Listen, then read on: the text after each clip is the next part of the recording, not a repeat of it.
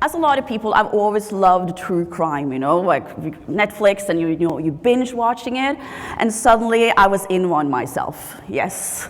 Everyone's asking me, are you the girl? Yes, I'm the girl from the Tinder Swindler. And if I would have known back then how big of a phenomenon the Tinder Swindler would become, I would have never guessed it. But to see how many lives it has changed, and changed my life as well, I'm just grateful, you can say, for the experience to be here. Because the story started way back in 2018. And who was I at the time? I was in London. I was finishing up my master's in digital experience design.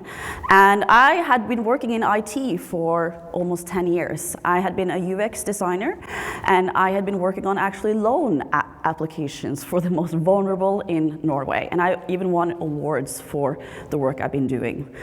So it was a Saturday, and I was a bit bored. And what are you doing when you're single? You are on Tinder. So I was swiping, doing what I wanted to, finding maybe there's someone out there. And then I found this guy. I even blacked out his eyes now on my presentations because I don't even want to see his eyes.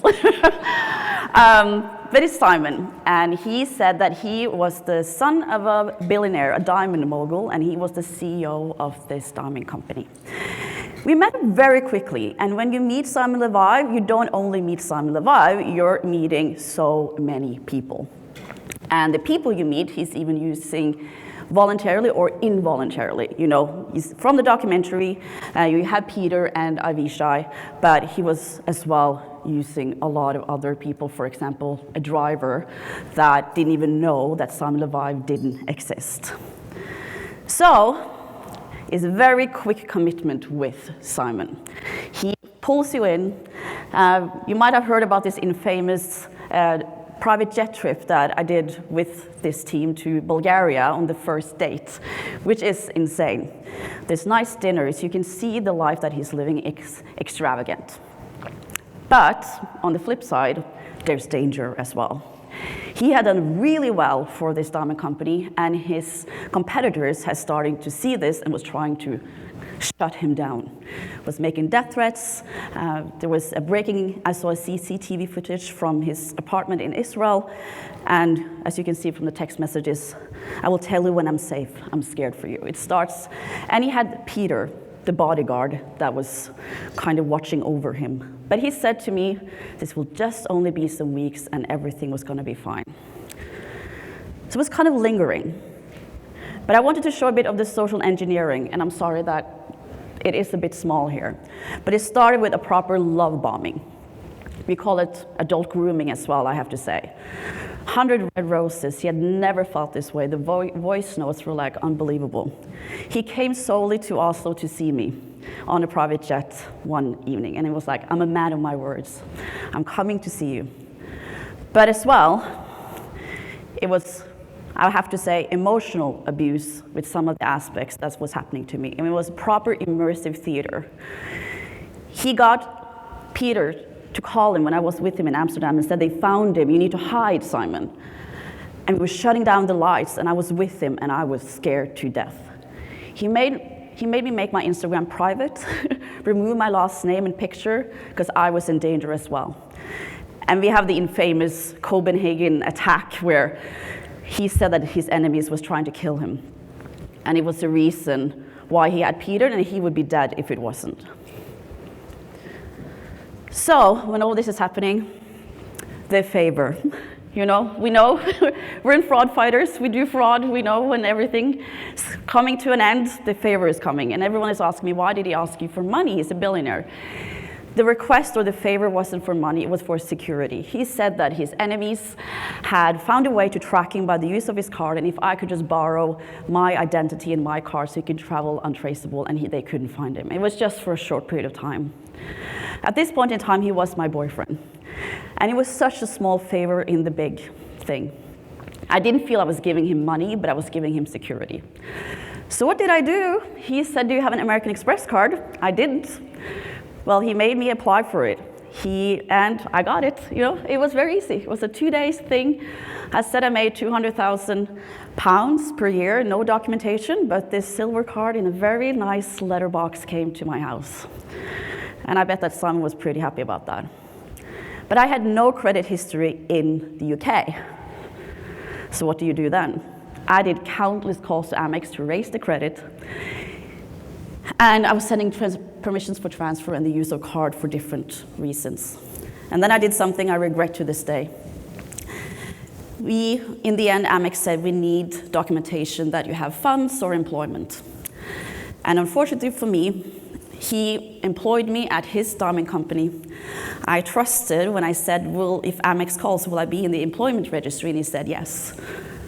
So he gave me pay slips, which I thought would be okay, but there wasn't. And unfortunately for me, this documentation was approved, even though my name was spelled wrong. And suddenly I was living in New York, even though this was American Express in the UK. I wish that this documentation would never have been approved and that they would just have blocked it. In the end though, American Express understands that I'm not the one using my card. Because every time they blocked it, I had to call and pretend that I was in Cape Town or somewhere else, even though I was working. So then, what do? I gave him my, hi MasterCard, sorry. I gave him my Norwegian MasterCard. And unfortunately for me, I have a great credit history in Norway. I had a high-paying job in IT. I had an apartment in Norway. So that ended up with, if you add in digital identity that is well known in Norway, I was busted. I did countless credit checks, and that ended up with me getting very high consumer debt loans really fast. This is terrible, and this is when we talk about digital identity and making sure that we have the right identity. It's a lot of talk about that. But even though it was me, it wasn't really me that was applying. I was just the hands of him, which I think makes it so difficult to realize what is going on for you guys who are trying to catch. So I wanted to show a bit like how fast it actually went. I don't know how you can read this. But on the 27th of March, I took up over $100,000 in one day. And then I lost access to the Amex when they blocked it, but I racked up over $85,000 there. And then on the 3rd of April, I took up, as you can see, almost another 70,000. So it went really fast. Because in Norway, the different banks couldn't see how many other loans I was getting. So on the 27th of March, I was filling up the American Express, they blocked it, and then I was filling up so you're just filling up the credit card for him to use. And it looks insane. And you're wondering, why didn't you think, what is going on? But this was what's going on every single day, and I was working full time. Every single day he was texting, calling, the card is blocked. It's just a horrendous situation. I had never been through that I had to lie for someone. But I was lying because I thought I was saving his life. I know that sounds really weird, but that's what it felt like. So sometimes they're questioning me, what are you doing? And I had to text him, and I was just so stressed. Because I really felt that I was doing something right here. And I was so brainwashed that when Amex blocked the card in the end, I sent in a complaint email to them, how could they be accusing to me and say I'm not using my card? And I was questioning if I wanted to be a customer with them anymore. So this is what I mean, how brainwashed we are. And this is what it feels like. I'm trying to explain how mentally it might feel like for someone that you're in a wheel that is just spinning and spinning and spinning and you can't get out. So when the sun was setting, I had taken up over 9 loans, $250,000 in high consumer debt loans in just 54 days. So as I said, when the sun was setting and the realization was that he was starting to gaslight me. What made you realize? Everyone is asking, what does it take for you to really understand? And it was that he was doing a deal, and he put it around that he had lost 73 million. This is a guy, and I had only lost 200,000, and they already sent it to me.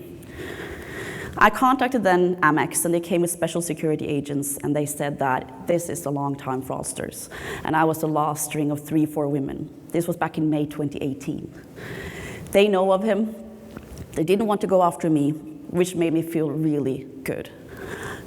As a victim, you're in a trauma, and you need to be looked upon as a human being when this happens. And luckily for me, they did. But this is what it felt like for me. I was drowning, you know. When you suddenly realize that your life is actually over, what are you doing? Luckily for me, I had the support of my family. I went back to Norway, to my mom, and this is her handwriting where she was calling all 9 banks to tell them what happened to me. You need proper support, and I'm so lucky that I have family that was there for me when I needed it the most. Because when I, in the end, blocked Simon after going to police in Norway, I started getting these threatening messages and emails. And I think one of them here is really important to see. We know you, your family, your friends. He is not alone. So now everyone is talking about Simon the Vibe. He can't do this by himself. So I was put into acute psychiatric ward in the end because I didn't know what to do. My mom took me there. But the banks were still saying that, I'm so sorry you're in a bad situation, but you still need to pay the invoices that I sent to you, even though that is impossible. So how did it go so wrong? In my opinion, there are 3 aspects here. It's the lending practices in Norway, which was way too easy. We talk about friction. This was frictionless. It was so easy. Even I said to him, I'm almost scared how easy it is to get loans in Norway without security. No wonder people goes bankrupt here. And I was just thinking that he must be so happy seeing this. Yeah, continue, Cecilie. And with the digital identity, I was left with all the responsibility for the loans because I had signed it, and the digital identity, that's me. And Simon was saying, like, no one cares as long as they get their money, because he could use my credit card all over the world and hand it without a single question. So what now? How to get justice? I think one of the biggest reasons why I'm on stages is this message I got back in 2019 from a Norwegian lawyer saying that they have seen people take their own lives just based on high consumer debt. And then I can only imagine how it would be when it comes to fraud, when it's not even your fault. So I went to the media. What do you do? Thank God for me, I have to say.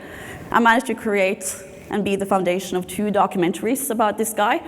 There's a 3rd as well, and I'm hoping that we can soon be done with making documentaries about this guy and just put him to jail. That would be the best for me.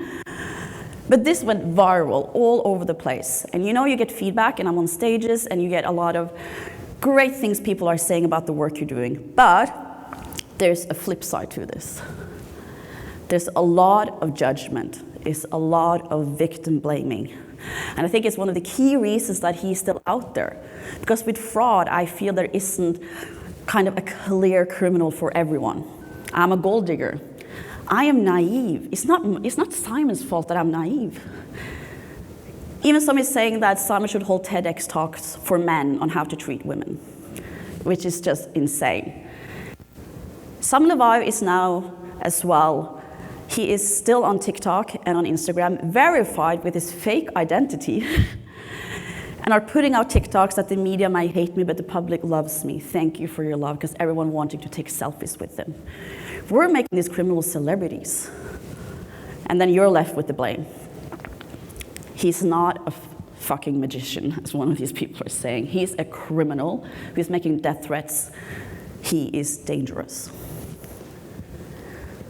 But what about him? Was he ever in jail? If you could see at the end of the documentary, he was in jail for less than a year because of a fake passport, and then he was sent to Israel for some stuff that he did back in 2011. But not a single European country asked to get him extradited. And by that, all the cases were dropped. And of course, he's been out now for 3 years, still defrauding people. I've done everything in my power, but there has been some glitches, I have to say, in the justice system here. So what about police? I said I went to Norway, and I went to the UK. I talked about the fake documents. That was a mistake. I became a suspect with the UK police. They came to my apartment with a search warrant. The most traumatic thing I've ever experienced. I had to go into questioning as a suspect with the police as well, in person. I had to have a lawyer. I was so scared that I was going to get indicted. And even when he was jailed in Greece, I didn't get any information. Because they said, you're being treated as a suspect, I can't chase it currently, so he can't give me any information about the guy who's made death threats to me. So I had to wait until it was in the public domain before I got to know anything. In the end, they dropped the case against me, but they dropped my case against Simon as well. And he said to me he had to look at whether it was worth prosecuting me to get to him. What's wrong with the laws if you have to go after a victim? And regarding, he had done company fraud in the UK as well, and he told me that that's far more serious fraud, that's £500,000.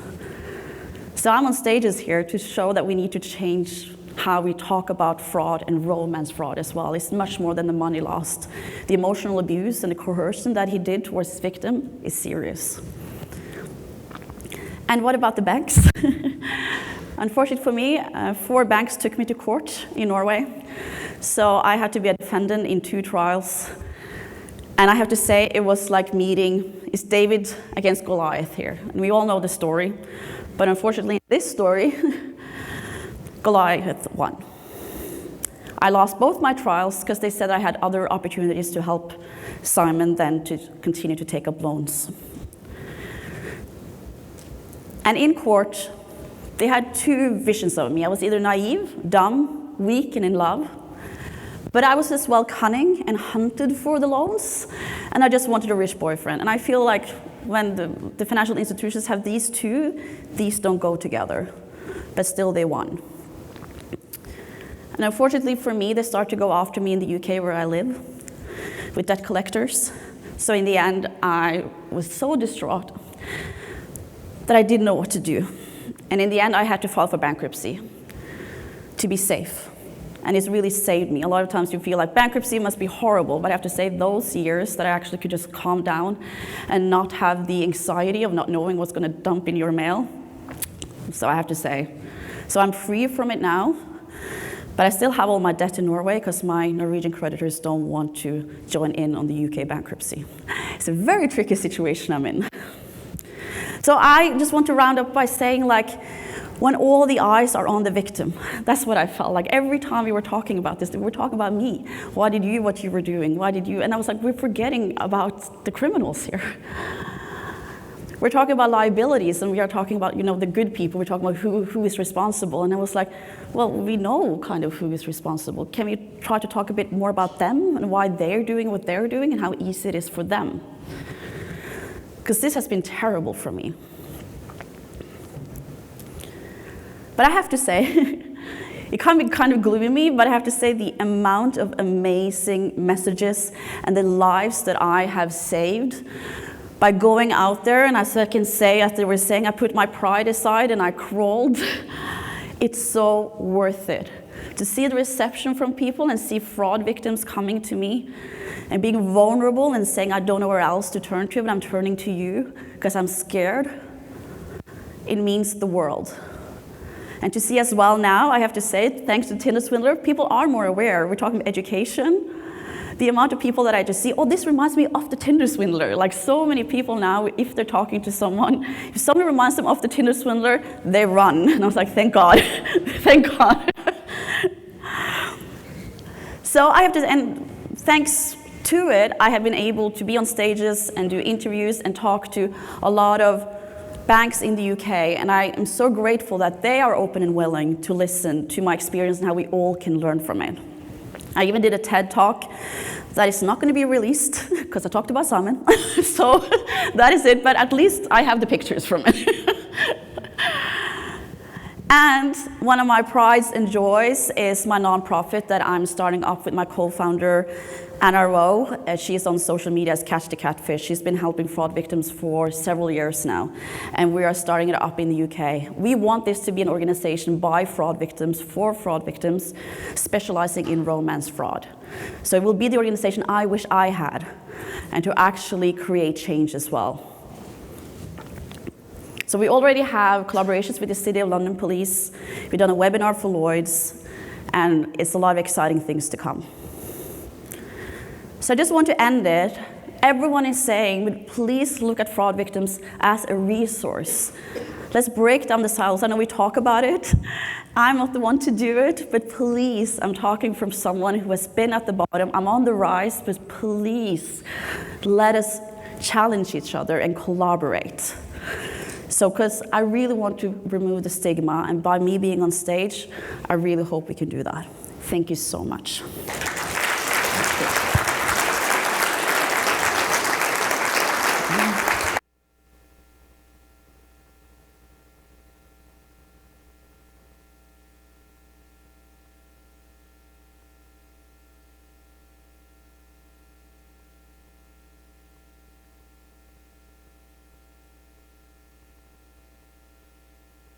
Question?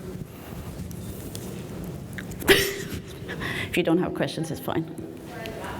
I'm just curious, like, if you have any advice or anything that you felt like the banks could have done to stop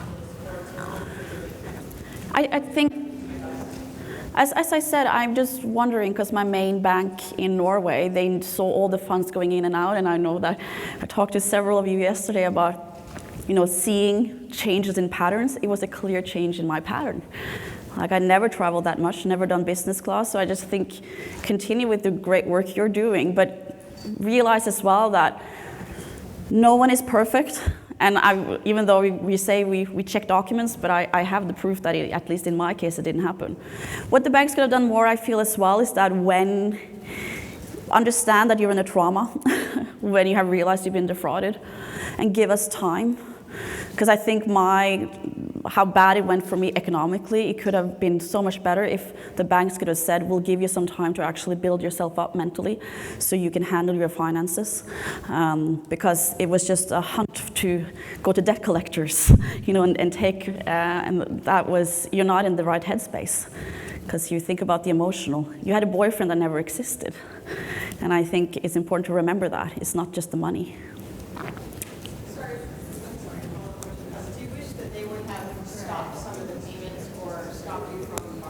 Oh my God, yes.